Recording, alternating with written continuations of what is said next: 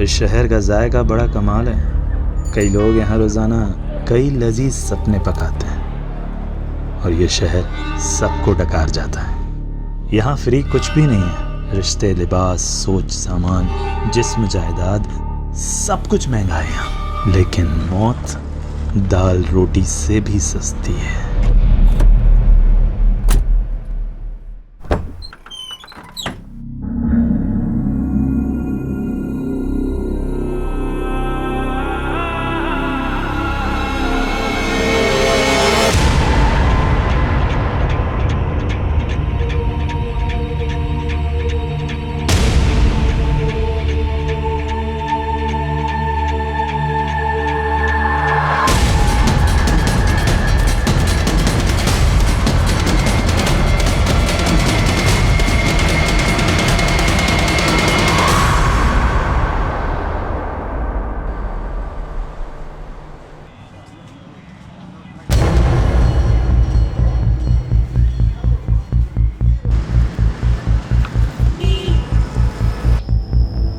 जल्दी करो। सॉरी निलोफर, सुबह से कुछ भी नहीं खाया था। वैसे हम जा कहाँ रहे हैं? अभिनंदन बैंक्वेट। अरे हाँ, आज तो कीर्ति की शादी है ना। पहले बताया क्यों नहीं मेरे को? मैं कपड़े चेंज कर लेता। हाँ, रास्ते में तुम्हारे लिए शेरवानी ले लेते हैं। हम शादी में नहीं जा रहे स्टूपिड। तुमने जो गूफ अप करा है उसे रेक्टिफाई करने जा रहे हैं। नो एक्सक्यूज जेकब, दूल्हा विदाउट सेहरा पॉसिबल ही नहीं है। नो इश्यूज कीर्ति। और वैसे भी हमारी कम्युनिटी में सब एक्साइटेड है कि आज जेकब फर्नांडिस घोड़े पे शादी करने जाएगा। घोड़ा नहीं बुद्धू, घोड़ी होती है। सीरियसली यार, इन लोगों ने घोड़ा बुक कर दिया। हंसो मत यार, जाओ जाकर जेंडर चेंज करो। अच्छा एक मिनट, मेरी फ्रेंड नीलोफर का कॉल आ रहा है। I will see you at Jaimala. Hi Nilofar. Thank God Kirti तुमने फोन उठा लिया। मुझे तुमसे बहुत इंपॉर्टेंट बात करनी है। कीर्ति, तुम्हारा होने वाला हस्बैंड एक फ्रॉड है। ये कई बार नाम बदल के पहले भी शादियां कर चुका है। इनफैक्ट इसका टारगेट होता है कि ये रिच लड़कियां फंसाता है, फिर उनसे मोटी डाउरी लेता है और प्रॉपर्टी बेच के भाग जाता है। यही इसकी मॉडस ऑपरेंडी है यार। और ये सब तो मुझे अब बता रही हूँ। 2 महीने पहले मैंने तुम्हारी डिटेक्टिव एजेंसी को इस काम पर लगाया था ताकि पता चल सके कि वो इंसान सही है या गलत, उसका बैकग्राउंड क्या है। और तुमने क्या किया? और गोल्डी, तुमने तो मुझे सारे ग्रीन सिग्नल्स दिए थे ना कि सब सही है। उसके बाद जाकर मैंने हाँ किया। कीर्ति, गोल्डी से गलती हो गई। मैंने तुम्हें सिर्फ काम नहीं दिया था नीलोफर। मैंने समझा था तुम मेरी दोस्त हो और तुम्हारे लिए मेरे कंसर्न्स मैटर करते हैं, पर तुमने किसी चीज पर ध्यान नहीं दिया। Very sorry. Sorry my foot Nilofar. 25 lakh लग चुके हैं शादी पे, इंक्लूडिंग योर फीस। और वहां पे ना वेन्यू के बाहर सारे गेस्ट खड़े। क्या बोलूं मैं उनको जाकर? और आज ना जेकब से ज्यादा मुझे तुम पर गुस्सा आ रहा है, और इसे ना मैं कभी भूलूंगी नहीं। मैम, कुछ बोलना भी मत। देखा, तुम्हारी वजह से कितना सुनना पड़ा मुझे। मैम गोल्डी, कुछ दिनों तक अपनी शक्ल मत दिखाना मुझे।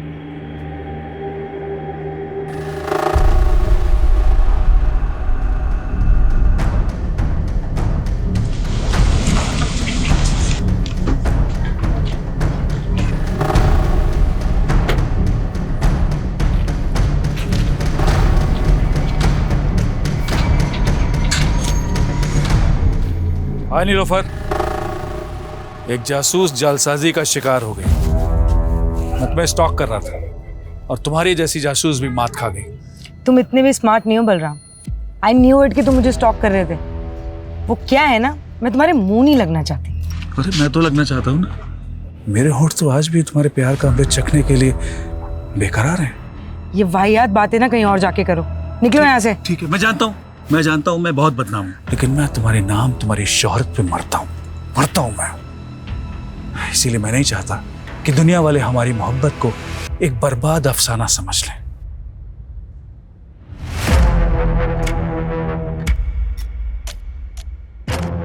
बेहतर होगा अंदर बुला लो।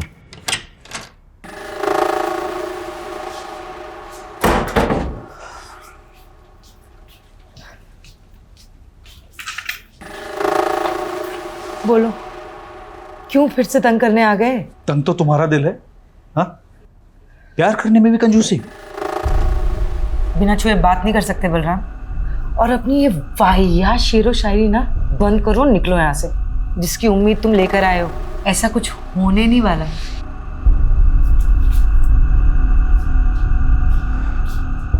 मैं तो नाउम्मीद होकर ही आया हूं। तुम मुझसे क्या, मेरी जिंदगी मुझसे रूठ गई है। मतलब? नीलोफर, मुझे कैंसर हो गया है।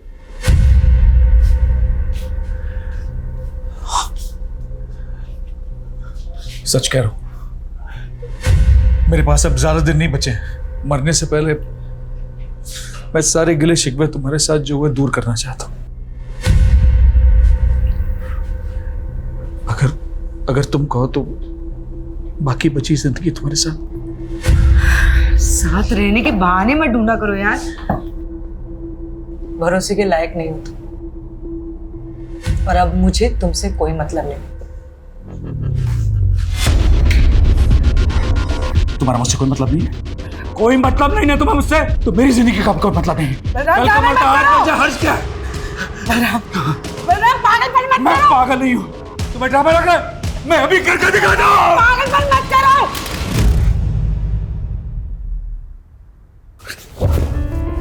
I know you love me.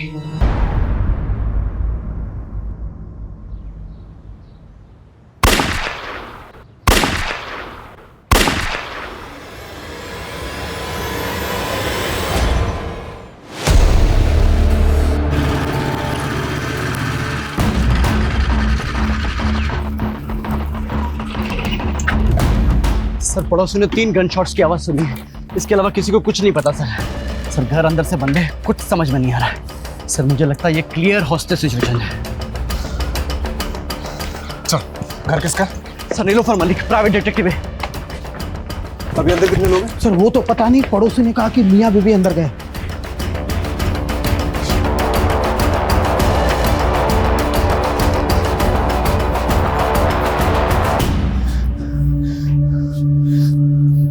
Jacket का बुलेट प्रूफ? सर, पता नहीं था यहाँ जरूरत पड़ेगी, लेकिन मंगवाई है। उसका टाइम नहीं है हमारे पास, इंटरलॉक तोड़ना पड़ेगा।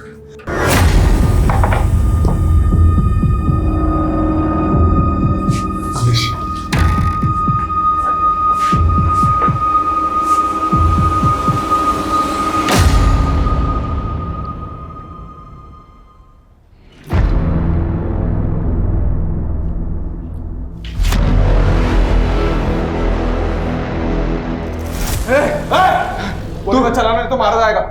सरेंडर कर दे, इसी में तेरी भलाई है। मेरे पास है। ऐसा मत कर, आराम से हम बात करते हैं। कोई बात नहीं करता। तुम अंदर डाल दोगे, अब मैं अपनी नीलोफर के बिना नहीं। कोई अरेस्ट नहीं करेगा, आराम से। कोई अरेस्ट नहीं, हम पे भरोसा करो।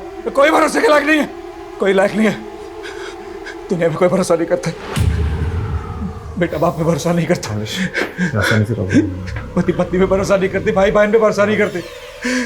मेरी पत्नी ने मेरा भरोसा नहीं किया तो तुम्हारा भरोसा कैसे करूं मैं? तुम्हारा भरोसा मैं कैसे करूं मैं? हाँ, कैसे करूं? तुम चाहते हो ना कि हम तुम पे भरोसा करें? हाँ चाहते हो ना, तो उसके लिए बात करना होगा। ठीक है, तुम बोलो, हम बात करते हैं।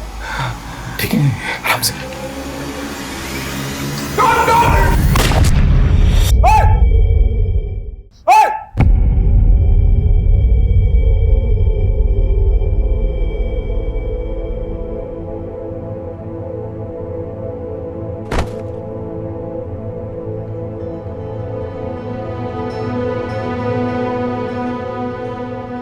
देखिए मेरी मोहब्बत, तुम ऐसे ही मुझे अपनी जिंदगी से दूर नहीं कर सकती Nilofar.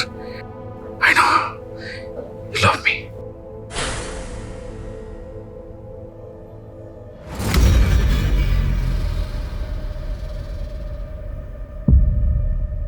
Sir, 3 gun shot marks है। लगता है क्लोज रेंज से शूट किया लेडी को।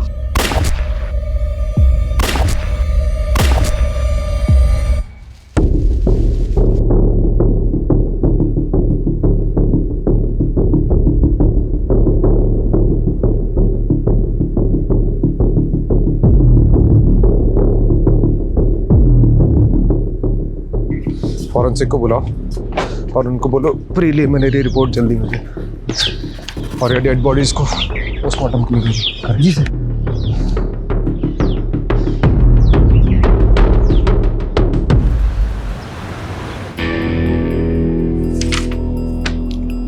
अजय, प्रिलिमिनरी फॉरेंसिक रिपोर्ट के हिसाब से क्राइम सीन पे कोई भी अननोन फिंगरप्रिंट्स नहीं मिले। गन के ट्रिगर पे भी जो फिंगरप्रिंट है वो बलराम के है। इसका मतलब साफ है कि बलराम ने नीलोफर को शूट किया and then he shot himself. क्या सोच रहा है? अगर ऐसा ही हुआ है तो बलराम ने खुद को मारने से पहले ये क्यों बोला कि वो अपनी बीवी को बचा नहीं पाया?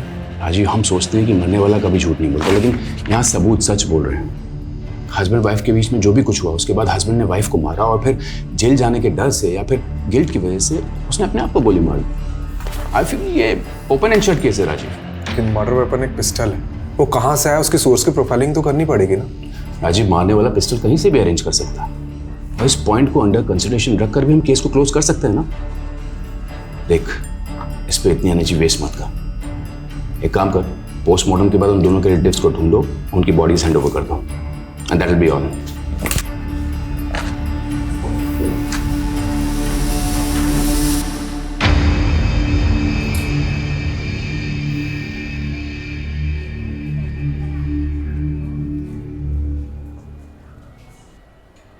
सर, वो नीलोफर के घर में किसी भी तरह की फोर्स एंट्री एग्जिट के साइन नहीं मिले हैं। और सर किसी ने भी ये नीलोफर और बलराम के अलावा किसी तीसरे को नहीं देखा।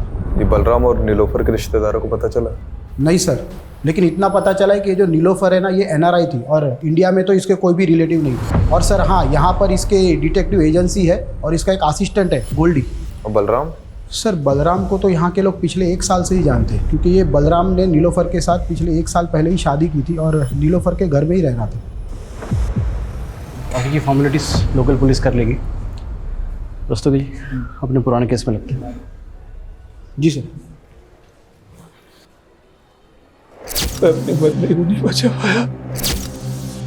ये बलराम की बातें मेरे दिमाग में अभी तक गूंज रही हैं। हमारे नीलोफर के घर में घुसने के पहले जो कुछ भी हुआ होगा वो बहुत बड़ा सवाल है।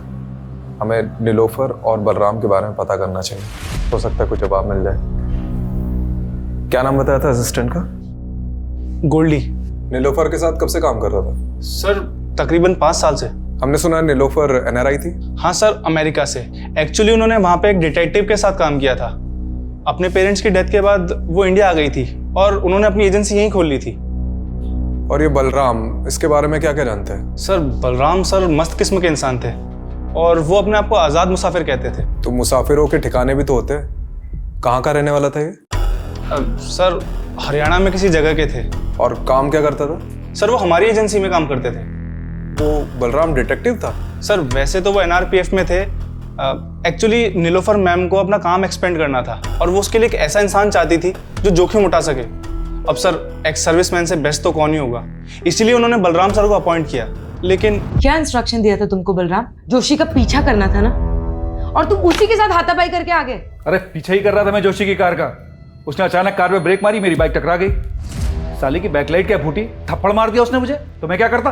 अरे तुम्हारी इसी बेवकूफी की वजह से जोशी को पता चल गया कि मेरा क्लाइंट उसकी जासूसी करा रहा है। तुम छोड़ो ये जासूसी, एक बाउंसर की नौकरी ढूंढ लो, वही सूट करती है तुमको। और तभी उनका प्रोफेशनल एसोसिएशन खत्म हो गया।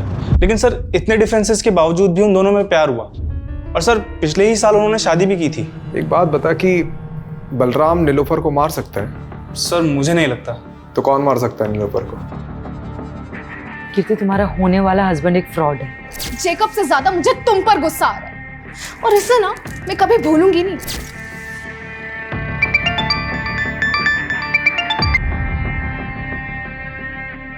हेलो याद तो मुझे ही कर रही होगी ना डार्लिंग।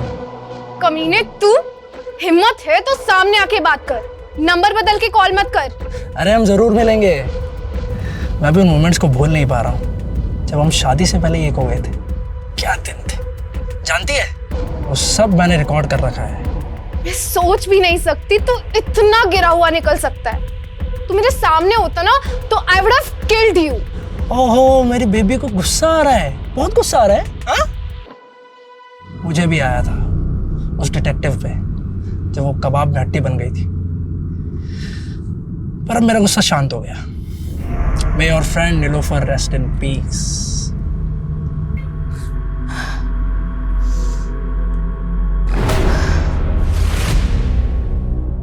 क्या हुआ डॉक्टर, आपने अचानक बुला लिया? जी, ये मार्क देखिए, नीलोफर के ब्लड में ड्रग पाया गया है और इसी ड्रग की वजह से नीलोफर शायद कॉन्शियस नहीं रही होगी और उसका रेप किया होगा। तो ये रेपिस्ट का डीएनए क्या बलराम के डीएनए से मैच करता है? नीलोफर की बॉडी पे रेपिस्ट का डीएनए मिला ही नहीं। शायद रेपिस्ट ने कॉन्डोम यूज किया हो। सर ये नीलोफर के घर से हमें ना सीरिंज मिली है ना ड्रग मिला है, तो क्या ये सब बलराम ने गायब किया होगा? देखो, ये नए डेवलपमेंट के हिसाब से ये थ्योरी बनती है कि बलराम ने पहले अपनी बीवी को ड्रग देकर बेहोश किया, फिर उसका रेप किया और फाइनली उस पर 3 गोलियां दाग दी। ये बलराम अपनी बीवी से इतनी नफरत करता होगा क्या? यही बात तो समझ में नहीं आ रही सर, उन दोनों के बीच में प्यार था भी या नहीं। देखा, ये ओपन एंड शट केस कैसे बूम करके बैठा है। चलो इस पॉइंट को कंसिडर करते हैं कि नीलोफर का रेप किसी ने तो किया है, क्योंकि अभी तक ये माना नहीं जा सकता कि बलराम ने ही उसका रेप किया, और ये भी हम नहीं मान सकते कि बलराम ने नीलोफर का मर्डर किया, क्योंकि जो आदमी खुद को मारने के पहले ये बोल रहा था कि अपनी बीवी को नहीं बचा पाया, वो अपनी बीवी को मार कैसे सकता है? चलो 1 मिनट के लिए हम ये मान लेते हैं कि उस घर में उन दोनों के अलावा कोई तीसरा आदमी भी मौजूद था, तो क्यों बलराम ने उस तीसरे आदमी के बारे में हमें कुछ भी नहीं बताया और सुसाइड कर लिया? और अगर उस किलर के एंगल से सोचते भी हैं तो उसने पहले नीलोफर का रेप किया और फिर मर्डर कर दिया, तो फिर आई विटनेस बलराम को जिंदा क्यों छोड़ दिया? इसलिए मैं बलराम को रूल आउट नहीं कर रहा हूँ, लेकिन एक पॉसिबिलिटी तो है कि बलराम के अलावा भी कोई और क्रिमिनल हो सकता है। यू आर राइट राजीव, इसे तो इन्वेस्टिगेट करना ही होगा। You have free hold, go ahead. सिक्के को अगर हम यहाँ से देखें तो इसका सिर्फ एक ही पहलू नजर आता है, लेकिन इस केस का सिक्का खुद उठ के कह रहा है कि इसके 2 पहलू हैं। मतलब सर? मतलब रस्तोगी जी, बलराम और नीलोफर की पर्सनल लाइफ को खंगालना होगा। देखते हैं इस केस का असली कलाकार सिर्फ बलराम ही था या और कोई था जिसके पास अपना कोई मोटिव था।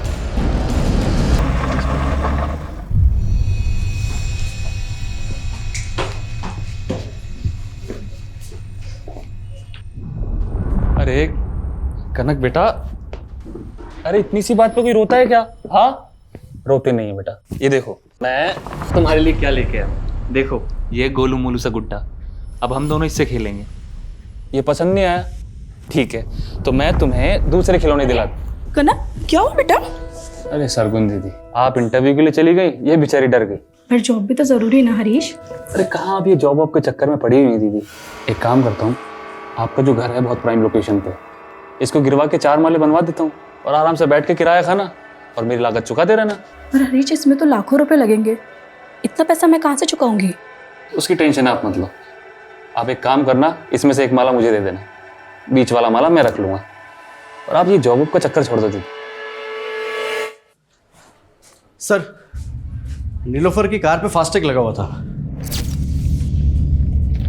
मैंने उसकी ट्रांजैक्शन डिटेल्स निकलवाई तो एक इंटरेस्टिंग बात सामने आई है। मर्डर वाले दिन नीलोफर ने सुबह 7 बजे ग्रेटर नोएडा टोल नाका क्रॉस किया था। सर, उस दिन यूपी से दिल्ली आई थी। यूपी में कहाँ गई थी वो? सर, इसका जवाब तो गोल्डी के पास भी नहीं है, लेकिन हमने नीलोफर का फ़ोन अनलॉक करवाया तो कॉल हिस्ट्री के मुताबिक मर्डर वाले दिन नीलोफर की बात किसी कीर्ति सागर से हुई थी। तो ये कीर्ति सागर से मिलो, और क्राइम सीन पे नीलोफर के फ़ोन के अलावा लैपटॉप भी था ना, तो उसे भी तो देखो। मैं तब तक NRPF जाकर बलराम के बारे में पता करता हूँ, और तुम लोग नीलोफर और बलराम इससे जुड़े एक इंसान की प्रोफाइलिंग करो। बलराम सर ही 2009 तक NRPF में ही काम कर रहा था, फिर उसे बर्खास्त कर दिया गया। क्यों? उस पर अटेम्प्ट टू मर्डर का चार्ज लगा था। Attempt to murder? जी, 7 साल की कैद भी हुई थी उसे। 2009 से 7 साल, मतलब 2016 तक तो वो जेल में ही रहा होगा। ये किसका मर्डर करने की कोशिश की थी उसने? विक्रांत सिसोदिया का, वो उसका कलीग था। बहुत दिनों बाद आ रहा है ना शादी से। विक्रांत! बलराम, क्या कर रहा है ये?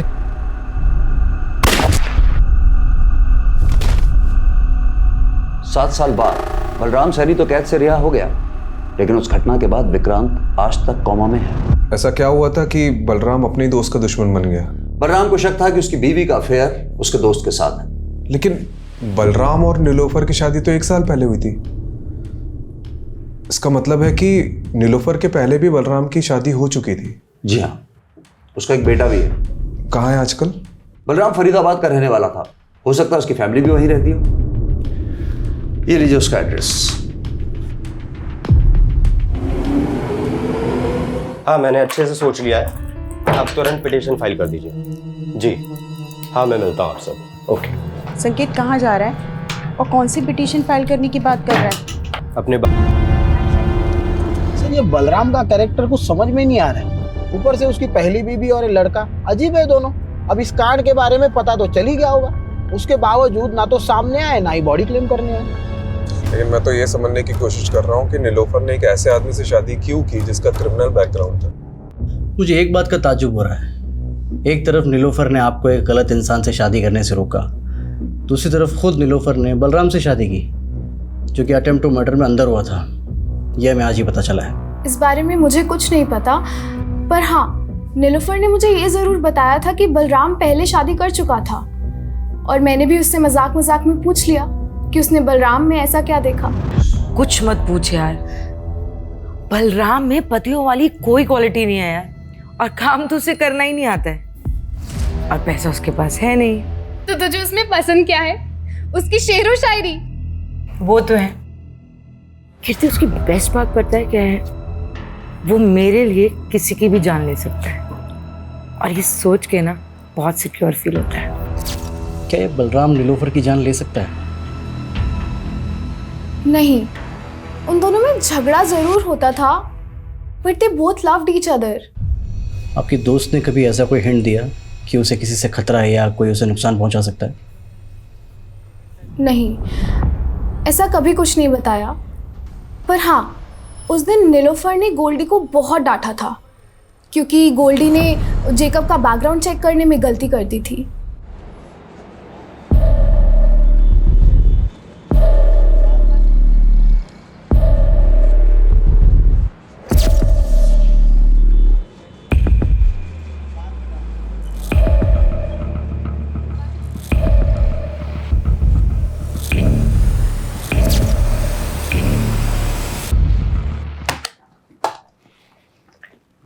देखो संकेत, मैंने तुम्हारी ये पिटीशन तो फाइल कर दी है कि तुम्हें बलराम सैनी के साथ अपना डीएनए मैच कराने का मौका दिया जाए, पर तुम ये सब करना क्यों चाहते हो? क्योंकि उन्हें लगता था कि मेरी माँ ने उन्हें धोखा ही नहीं दिया, बल्कि मैं भी उनका बेटा नहीं। पर तुम ये सब करके अपने लिए गड्ढा खोद रहे हो। मेरा मतलब है जानबूझकर पुलिस की नज़र में सस्पेक्ट बन रहे हो। ये तो कभी प्रूफ नहीं होगा कि मैंने कोई क्राइम किया था, लेकिन डीएनए टेस्ट कराने का मेरे पास ये आखिरी मौका है। मैं चाहता हूं दुनिया को पता चले मेरा बाप सही था या मेरी माँ।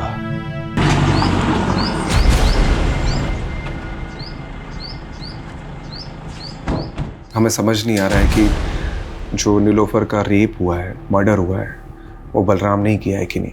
इसलिए उसके बारे में हम आपसे कुछ जानना है। देखिए, हमें पता चला है कि आपके लिए बलराम ने किसी की जान लेने की कोशिश की थी, और उसकी वजह ये थी कि आपका किसी के साथ। मेरा किसी के साथ कुछ नहीं था, उल्टा वो बलराम ही गुस्से वाला था। उसको जब भी गुस्सा आता वो मुझ पर हाथ उठाता था। इतना सब होने के बाद भी जब वो जेल से वापस आया, मैंने सब कुछ ठीक करने की कोशिश की, लेकिन वो मुझे कभी समझ ही नहीं पाया।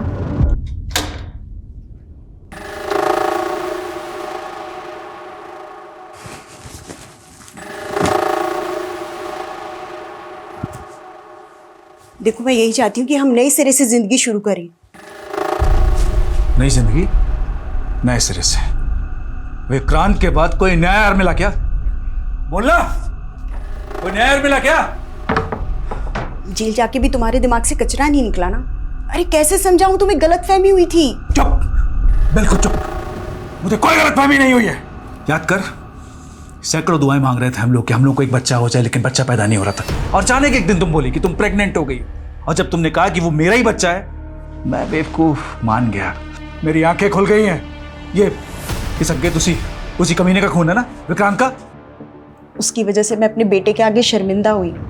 जो गलतफहमी एक बार बाप बेटे ने पाल ली, वो दूर नहीं होती। आप नीलोफर से कभी मिली थी? सच बताना। हाँ मिली थी, लेकिन उसी की भलाई के लिए मिली थी। ऐसी कौन सी भलाई की आपने? सुना था कामयाब औरतों के सपने भी कामयाब होते हैं। फिर तुमने एक नाकामयाब आदमी से रिश्ता कैसे जोड़ लिया? नाकाम तो आपका रिश्ता रहा है, बलराम को तो धोखा दिया था ना आपने। बड़ी जल्दी उसकी बातों में आ गई। ये भी भूल गई कि वो 7 साल जेल रह के आया है। डूबती कश्ती में पांव रखा है तुमने। डूबने से पहले उतर जाओ तो अच्छा है। मैंने तो उसकी सलामती ही चाहिए थी, लेकिन जब अपनी किस्मत नहीं बदल पाई तो उसकी क्या बदलती। आपको शक होगा कि कांड बलराम ने किया या नहीं, लेकिन मुझे पूरा यकीन है कि बलराम ने पहले नीलोफर को मारा, बाद में खुदकुशी की।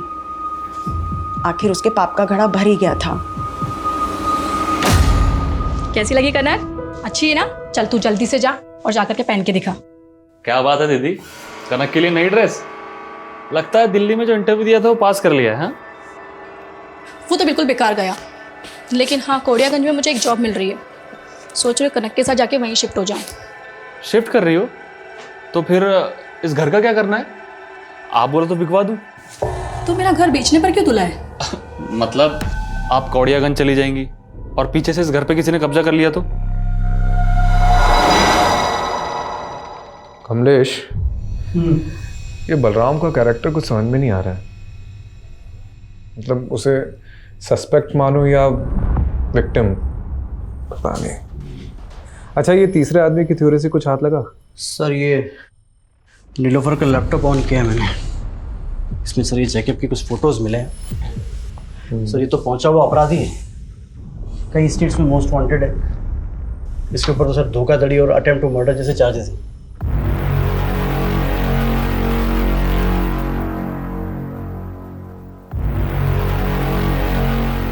ये नीलोफर ने इसी का भांडा फोड़ा था ना? कहीं इसने तो कांड नहीं किया? ये फोटोज देख, ये कैसी फोटोज है? एक मिनट। ये फोटो में तो यूपी लिखा हुआ है। मतलब ये फोटो यूपी में किसी एरिया की है, और मर्डर वाले दिन नीलोफर यूपी से दिल्ली आ रही थी। उसकी फास्टैग की ट्रांजैक्शन डिटेल्स के हिसाब से वो यूपी काफ़ी आ जा रही थी, लेकिन अभी तक ये पता नहीं चला है कि यूपी में जा कहाँ रही थी। ठीक है, इसे गोल्डी को दिखाते हैं, हो सकता है वो किसी केस में काम कर रही हो। और नीलोफर के पुराने केसेस भी चेक करो। ठीक है।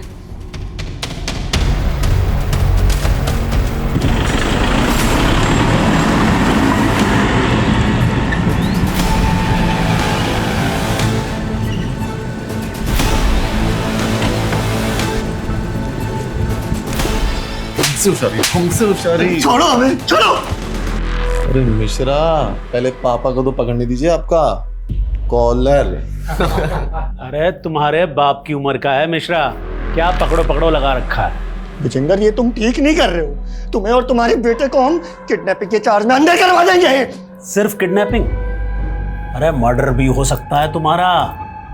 और अगर बचना चाहता है ना तो ये बता, इस बार के रोड कॉन्ट्रैक्ट का टेंडर तुझे मिला कैसे?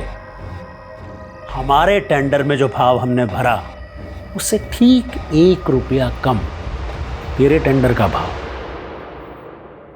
हमारे टेंडर का भाव तुझे बताया किसने? इत्तेफाक से। इत्तेफाक है गोबर में। तू एक बात ध्यान से सुन ले, तो खुद अथॉरिटी में जाएगा और उन्हें कहेगा कि इस बार का टेंडर मुझे नहीं करना, फिर टेंडर अपने आप हमें मिल जाएगा। तुम हमें धमकी दे रहे हो? धमकी नहीं, पुचकार रहे। कोड़ियागंज की सबसे बड़ी मछली विजेंद्र अवस्थी।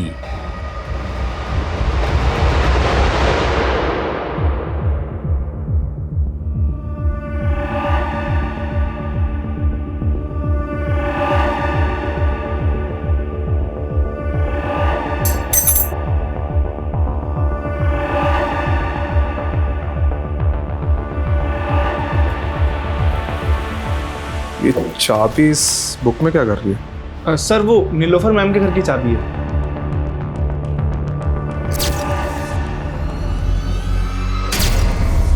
ये नीलोफर के मर्डर के दिन उसने तुझे बहुत डांटा था ना, क्योंकि जेकब का बैकग्राउंड चेक करने में तूने गलती कर दी थी। ये हमें कीर्ति ने बताया। अब नीलोफर के घर मर्डर के दिन कोई भी फोर्स एंट्री और एग्जिट के हमें निशान नहीं मिले, तो पॉसिबिलिटी है कि किलर ने ऐसी ही कोई चाबी यूज की होगी घर में घुसने की। और इससे भी ज्यादा स्ट्रॉन्ग पॉसिबिलिटी हो सकती है कि यही चाबी यूज की गई होगी घर में घुसने की, जो तूने यूज की होगी। अरे सर, आप कुछ भी बोल रहे हो। अगर मैंने ही कुछ किया होता तो मैं चाबी गायब ना कर देता। और सर इससे पहले आप इस चाबी को इन्वेस्टिगेट करें और ये पता लगाए कि मैंने ही चाबी बनवाई थी तो मैं क्लियर कर देता हूँ। चाबी तूने बनवाई थी? गोल्डी, मेरे घर की चाबी खो गई है, किसी चाबी वाले को लेके पहुंचो ना जल्दी। और सर इसीलिए नीलोफर मैम ने 2 चाबियां बनवाई थी और एक चाबी वहाँ इमरजेंसी के लिए रखी थी। और सर रही बात कीर्ति के केस की, तो मैं नीलोफर मैम से इस बारे में माफ़ी मांग चुका था। अब सर इसके लिए मैं उनका मर्डर थोड़ी कर दूंगा। अच्छा एक बात बता, हमें पता चला है कि नीलोफर का उत्तर प्रदेश आना जाना लगा रहता था, तो वहाँ किसी केस पे काम कर रही थी? Sir 1 minute. सर ये चेक नीलोफर मैम ने मुझे बैंक में डिपॉजिट करने के लिए दिया था। यूपी की बिजनौर ब्रांच का है सर ये चेक। हरीश चौधरी।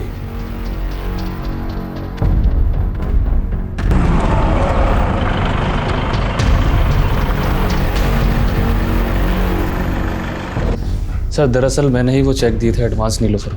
किस चीज़ का एडवांस चेक? सर मेरी कजिन सिस्टर है सरगुन, 2 महीने से मिसिंग है। उन्हीं को ढूंढने के लिए मैंने नीलोफर को हायर किया था।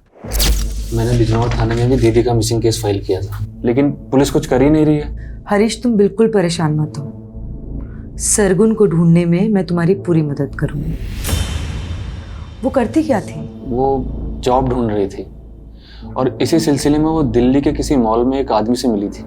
वो कोई मामूली आदमी नहीं है हरीश, वो कोड़ियागंज के सबसे रईस आदमी का बेटा है। वो सोशल वर्कर भी है और साथ ही उसकी बहुत सारी कंपनीज भी है। उसी ने मुझे मिलने के लिए कोड़ियागंज बुलाया था। कोड़ियागंज? माँ, मैं भी आपके साथ चलूंगी। अरे बेटा, पहले मैं तो जाकर नौकरी पक्की कराऊं, उसके बाद तुझे भी ले चलूंगी। लेकिन उस दिन के बाद से दीदी कभी लौटी नहीं सर। ये नीलोफर ने सरगुन के बारे में कोई अपडेट दी थी? सर वो बता रही थी कि कोड़ियागंज का कोई सबसे रईस आदमी है, विजेंद्र अवस्थी करके, और उसके बेटे का नाम अमरीश है। तो उन दोनों की फ़ोटो उसने मुझे दिखाई थी।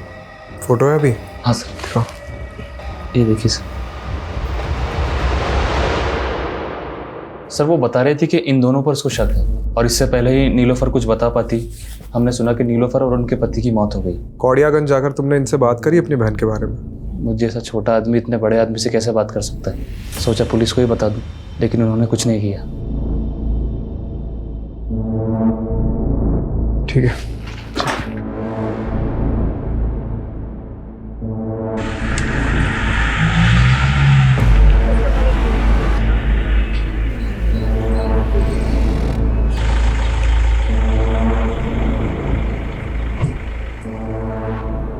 अरे कौन डिटेक्टिव? हम किसी डिटेक्टिव को नहीं जानते।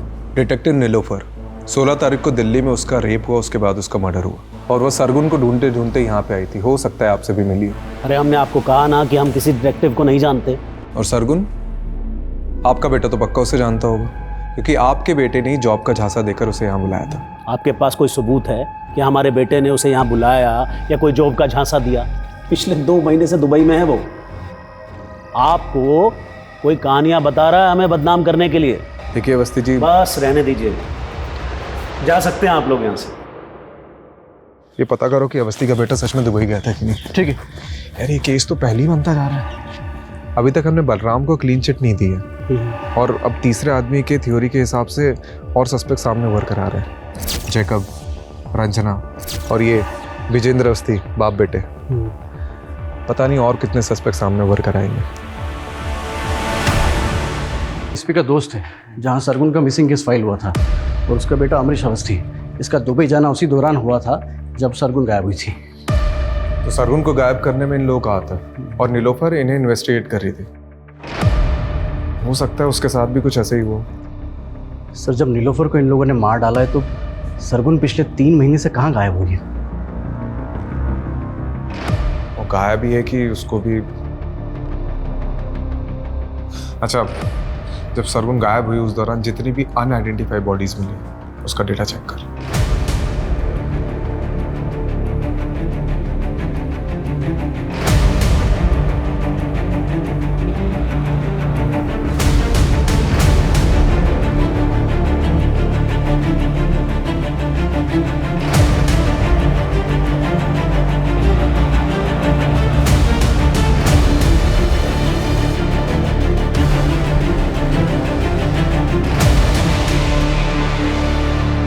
सर, 3 महीने पहले हापुड़ में एक औरत की डेड बॉडी मिली थी। जिसकी डिटेल बिल्कुल सरगुन से मिलती है।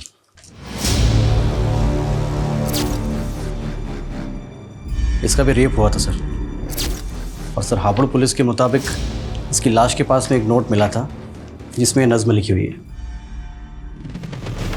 इस शहर का जायका बड़ा कमाल है। कई लोग यहाँ रोज़ाना कई लजीज सपने पकाते हैं और ये शहर सबको डकार जाता है। यहाँ फ्री कुछ भी नहीं, रिश्ते, लिबास, सोच समझ, जिस्म, जायदाद, सब कुछ महंगा है यहाँ, लेकिन मौत दाल रोटी से भी सस्ती।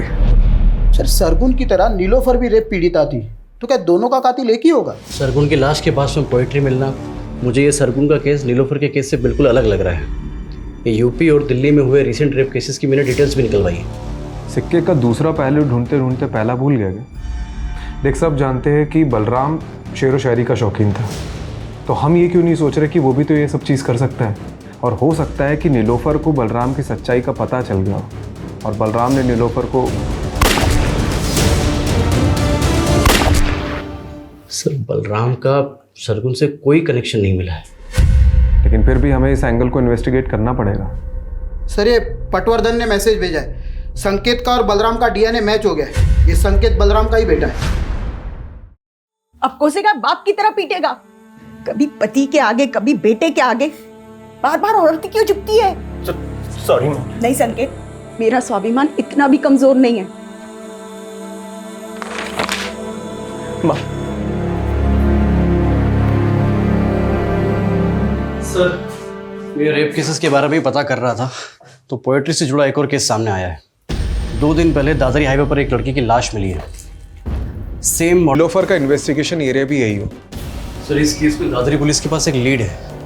उनको क्राइम सीन के पास एक कैब दिखी थी जो उन्हें सस्पिशियस लगी थी, लेकिन सर अभी तक ना उस कैब का नंबर मिला है और ना ही कुछ और।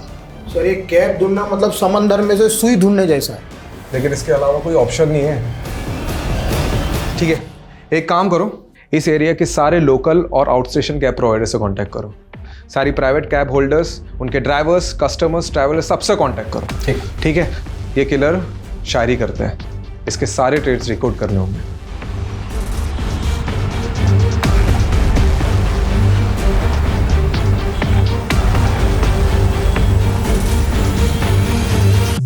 सर 300 से ज़्यादा travel agents, cab service providers और सोलो कैब ड्राइवर से पूछताछ करी।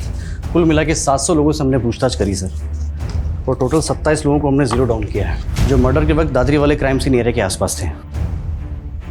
इन सबको बुलाओ।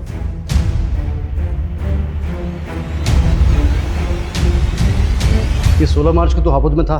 हाँ सर। ये लड़की तेरी कैब में थी? सर मेरी कैब में बहुत सारी सवारियां बैठती हैं, अब हर किसी का चेहरा याद थोड़े ना रहेगा। 11 जून को दादरी में कहाँ पर था तू? सर दादरी में मैं हमेशा ही खिलौना फैक्ट्री में जाता हूँ सर। क्यों? रोज तुम्हारे कैब में वही सवारी बनती है क्या? सवारी? सर कैब मेरी नहीं है, मैं कैब हायर करता हूँ। अच्छा, तो कोई ऐसे कैब ड्राइवर को जानते हो जो शेर व शायरी करता है? सर ऐसा तो कोई मेरे दिमाग में नहीं आ रहा अभी। ठीक है, तुम जा सकते हो। सर 1 मिनट सर, एक कैब वाला मुझे ज़रूर याद आ रहा है, क्योंकि सर उसके म्यूज़िक सिस्टम में गज़लें चल रही थी। गज़लें?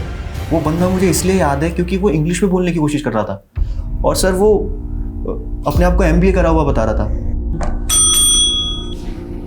सर देखो, इनमें से कोई है क्या? इनमें से है कोई वो कैब ड्राइवर? सर ये था वो, यही सदा सर। हाँ, चमन लाल। सर इससे तो मैं अभी 2 घंटे पहले ही मिला।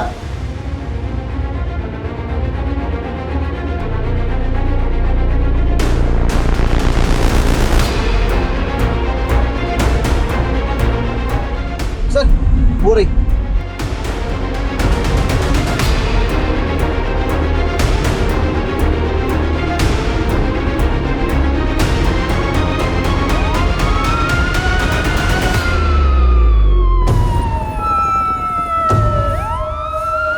हेलो, यहाँ हापुड़ रोड पे बैकअप भेजो फटाफट।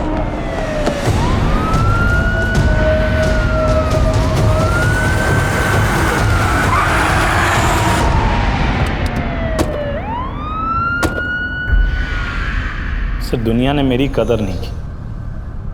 MBA किया तो जॉब नहीं मिली, जॉब नहीं मिली, पैसा नहीं, लड़की नहीं, शादी नहीं, कुछ नहीं। एक MBA वाले की फ्रस्ट्रेशन।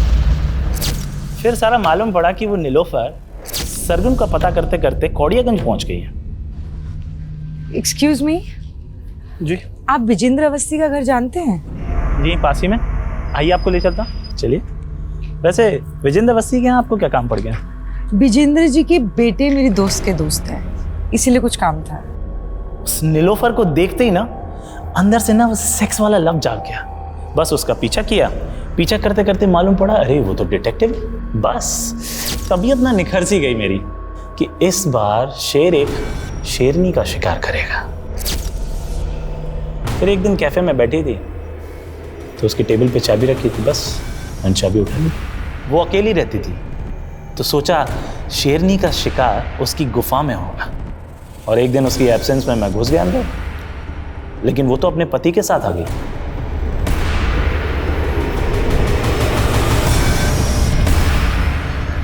ए, चल छोड़। कौन है? चढ़ फटाफट, इधर चल। चल कौन है? चल इधर। कौन है? चल इधर। ए, इधर आ, इधर आ, इधर आओ ना, गोली मार दूंगा। देखो तुम्हें इधर आ। का हाल देख के ना तरस आ गया सर। साला दिल और जुबान से शायर जैसा था, ऊपर से बोल रहा था उसको कैंसर था, मरने ही वाला था सर। तरस आ गया तो छोड़ दिया मैंने।